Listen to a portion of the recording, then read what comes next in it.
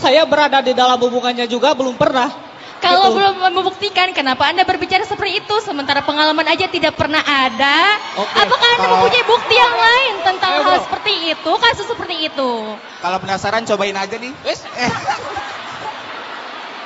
Weh. Kalau Ya. penasaran boleh dicobain. Artinya gini deh, mau laki-laki, mau perempuan, semuanya tergantung pada dirinya masing-masing. Kalau urusan mengkhianat dan mengkhianati, pengkhianatan bisa jadi ada di laki-laki, pengkhianatan bisa jadi di anak, di perempuan. Kenapa? Karena bagi dalam pemahaman saya, laki-laki dan perempuan itu tidak pernah ada. Iya, Pak. Hah? Laki-laki dan perempuan itu tidak pernah ada. Kenapa? Karena dalam diri laki-laki juga perempuan. Dalam diri perempuan juga laki-laki.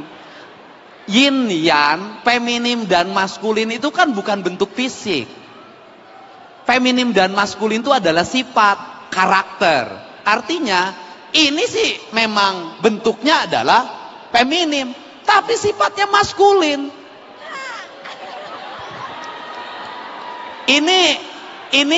Ini bentuknya maskulin, sifatnya feminim. Nah, karena apa? Karena dalam diri manusia, ini kita makhluk nih, pasti punya dua sifat. Punya sifat feminim, punya sifat maskulin. Dalam pandangan kebudayaan yang saya miliki, sifat feminim itu apa sih? Sifat feminim itu adalah sifat dasar manusia yang ada dalam diri manusia yang disebut dengan hati. Maka hati itu mewakili sifat feminim. Karena hati itu adalah rasa. Karena rasa dia mengabaikan pikiran. Karena mengabaikan pikiran, dia cenderung suci. Dia cenderung murni. Makanya ibu itu kenapa doanya lebih dekat pada Tuhan? Karena ibu itu dalam dirinya lebih terdominasi oleh sifat feminim. Dia tidak mengandalkan pikiran, tapi mengandalkan hati. Pertanyaannya adalah, apakah sesuatu yang mengandalkan hati akan melahirkan kemajuan? Apakah sesuatu yang mengandalkan hati itu akan melahirkan sebuah sistem manajemen yang kuat? Sesuatu yang mengandalkan hati adalah sifat tertinggi dari manusia. Karena apa? Karena dia melahirkan intuisi. Karena dia intuisi, maka dia punya kepekaan. Karena dia punya kepekaan, maka dia talent yang disebut dengan indera keenam dalam manusia. Dan saya katakan secara ilmiah hari ini, apa yang menjadi keunggulan bangsa Indonesia? Suku-suku yang ada di Indonesia, terutama misalnya suku Sunda, misalnya suku Jawa, dan suku yang lainnya, dia hidupnya mengandalkan hati. Dari hidup mengandalkan hati itu, lahirlah pengelolaan hidup dengan menggunakan hati. Karena pengelolaan hidup menggunakan hati, maka cenderung efisien. Saya contoh, banyak ibu-ibu yang tidak sekolah, buta huruf, tetapi dia mampu mengelola keuangan suaminya yang pas-pasan. Gajinya cuma 4 juta, gajinya cuma 3 juta. Dia mengandalkan hatinya, maka pengelolaan keuangannya tidak dengan pikirannya, dia dengan hatinya. Ibu-ibu masak sambal itu pakai hati.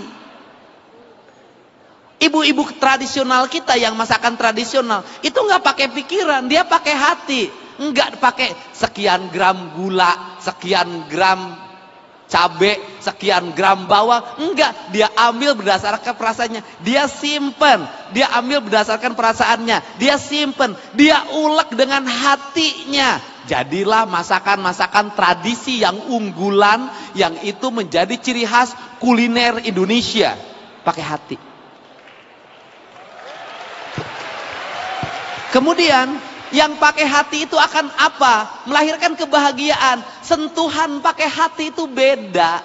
Orang berucap pakai hati itu beda. Ini kalian semua berdiri di sini, duduk di sini menjadi mahasiswa, tumbuh karena kalian hidup berdasarkan hati ibumu masing masing-masing. Ini adalah karya-karya hati. Kalian menjadi manusia itu juga lahir dari hati, dari percintaan, lahir dari perasaan, melahirkan dengan perasaan, menyusui dengan perasaan, memberikan makan dengan perasaan. Jadi apa yang menjadi problem bagi Gen Z hari ini? Banyak mereka yang hidup orang tuanya tidak lagi menggunakan hati dalam pendidikannya. Itu. Oke, hati. Yang kedua adalah pikiran. Itu mewakili kaum maskulin. Pikiran penting. Kenapa? Karena tidak semua sesuatu diukur pakai rasa. Harus ada diukur pakai pikiran. Untuk apa? Memasuki standarisasi. Bagaimana standarisasi? Dita memasuki kelas dunia. Di mana dunia keukurannya harus nyata. Ada timbangannya, ada meterannya. Semuanya harus nyata. Kemudian harus dibuat dalam karya-karya ilmiah. Jurnal-jurnal internasional. Itu. Nah, orang tua kita dulu itu, kenapa karya-karyanya tidak mendunia? Karena mereka tidak ditulis. Cerita-cerita tentang rakyat yang ada di Indonesia, kenapa tidak menjadi sesuatu? Karena tidak ditulis. Karena tidak ditulis hanya lahir dari pikiran dari hati ke hati, dari mulut ke mulut. Negara lain kenapa mengalami kemajuan kemudian seluruh karyanya harus dibayar? Karena dia pakai pikiran. Nah, tinggal persoalannya adalah Indonesia hari ini, Jawa Barat hari ini, kita harus memasuki dua fase. Kita harus menggabungkan dua-duanya. Saya katakan, orang Asia, orang Indonesia, kekuatannya bukan di membaca. Orang Barat, kekuatannya di membaca. Orang Indonesia, orang Jawa Barat, orang Jakarta, ini Jakarta sebagian, ada orang Banten, kekuatannya bukan di membaca kemampuan dirinya, di mendengar dan di melihat. Jadi ada orang yang hebat karena sering mendengarkan. Maka teori pendidikan lama itu guru itu bercerita. Teori pendidikan lama guru itu bercerita. Guru-guru ngaji itu ngajar di pesantren itu bercerita. Kita sejak kecil banyak mendapatkan cerita, sehingga anak-anak yang kaya pikirannya itu lahir dari keluarga yang ibu bapaknya pandai bercerita yang masuk dalam pikiran kita. Nah, sebenarnya kekuatan orang kita itu di pendengaran, di banyak mendengar. Makanya kita ini perlu menjadi orang yang banyak mendengar. Yang kedua, melihat apa yang dilihat. Nah, kemudian setelah didengar dan dilihat, kemudian apa yang dirasakan. Sehingga otodidak yang lahir menjadi karya kreatif hari ini, itu lahir dari kebiasaan mendengar dan melihat. Dan itu keunggulannya. Sehingga di kita ini banyak ahli elektronik yang tidak sekolah. Dia hanya kebiasaan mendengar dan melihat apa yang dilihat dalam lingkungannya. Dia ahli otomotif, itu berdasarkan pendengaran dan penglihatannya. Dia menjadi ahli bangunan, pendengaran perlihatannya. Dia menjadi ahli mekanikal, pendengaran dan penglihatannya. Dia menjadi ahli bisnis, mengelola perusahaan di berbagai tempat. Tidak sekolah SD, tidak tamat, banyak yang itu.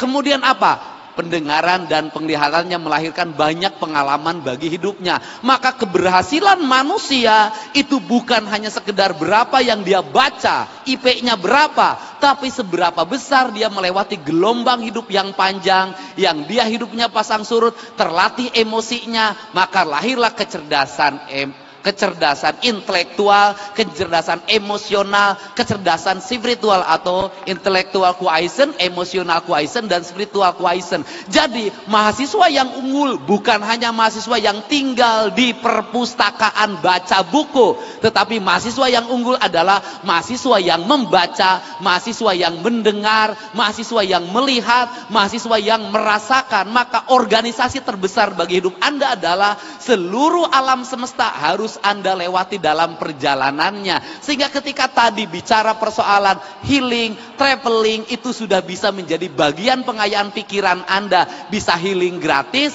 bisa traveling gratis. Dengan cara apa? Penghayatan hidup didapat dari pengalaman hidup. Jadi kalau ingin sukses, perbanyaklah pengalaman. Pengalaman dilahirkan dari mau mencoba. Jadi kalau ingin orang mengerti perasaan perempuan, maka jadilah laki-laki yang sering diputuskan oleh wanitanya.